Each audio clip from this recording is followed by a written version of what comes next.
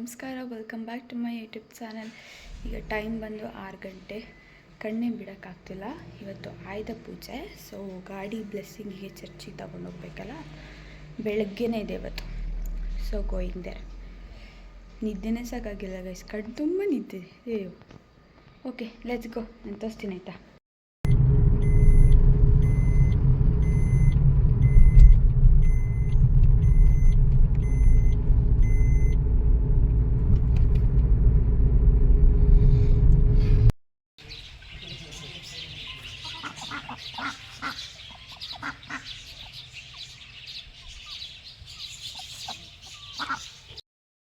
ನಮ್ಮ ಬದುಕಿನ ಸಂತೃಪ್ತಿಗಾಗಿ ಅನೇಕ ಅವರನ್ನು ದಯಪಾಲಿಸಿದ್ದಾರೆ.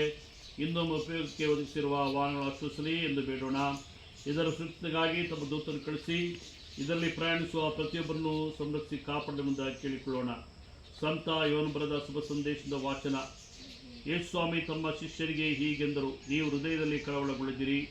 ದೇವರಲ್ಲಿ ವಿಶ್ವಾಸವಿಡಿ, ನನ್ನಲ್ಲೂ ವಿಶ್ವಾಸವಿಡಿ. ನನ್ನ ಪಿತನ ಆಸ್ಥಾನದಲ್ಲಿ ಅನೇಕ ನಿವಾಸಗಳಿವೆ. ಆಗಿದ್ದ ಪಕ್ಷದಲ್ಲಿ ನಿಮಗೆ ತಿಳಿಸಿದ್ದೆ. ನಾನು ಹೋಗಿ ನಿಮಗೆ ಅನುಗೊಳಿಸುತ್ತೇನೆ.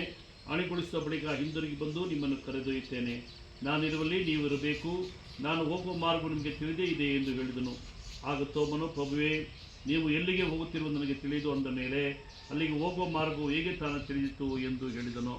ಅದಕ್ಕೆ ಯೇಸು, ಮಾರ್ಗವು ಸತ್ಯವು ನಾನೇ, ನನ್ನ ಮುಖಾಂತರ ಬಾರದ ಹೊರತು ಯಾರು ಪಿತನ ಬಳಿಗೆ ಬರಲಾರು ಎಂದು ಹೇಳಿದರು. ಪ್ರಭು ಕ್ರಿಸ್ತರ ಶುಭ ಸಂದೇಶವಿದೋ. ನಿಮ್ಮ ಉತ್ತರ, ಓ ಕರ್ತರೇ, ನಾವು ನಿಮ್ಮನ್ನು ಪ್ರಾರ್ಥಿಸುತ್ತೇವೆ.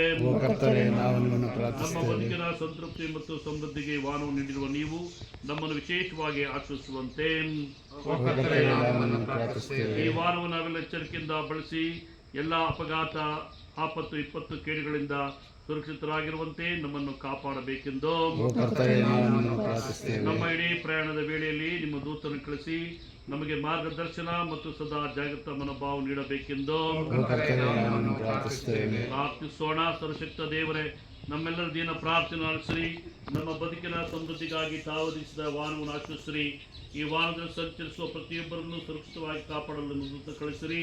ಈ ವಾಹನ ನಡೆಸುವವರು ಸದಾ ಜಾಗೃತರಾಗಿದ್ದು ಕಾರನ್ನು ಪಾಲನೆಯಲ್ಲಿ ಶ್ರದ್ಧೆ ವಹಿಸಿ ಇದರ ಸಂರಕ್ಷತೆ ಬಗ್ಗೆ ಎಚ್ಚರಿಕೆ ವಹಿಸುವಂತೆ ಮಾಡಿರಿ.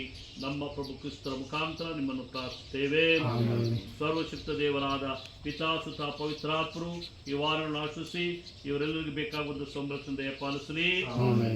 ಸ್ವರ್ಗದಲ್ಲಿರುವ ನಮ್ಮ ತಂದೆಯೇ,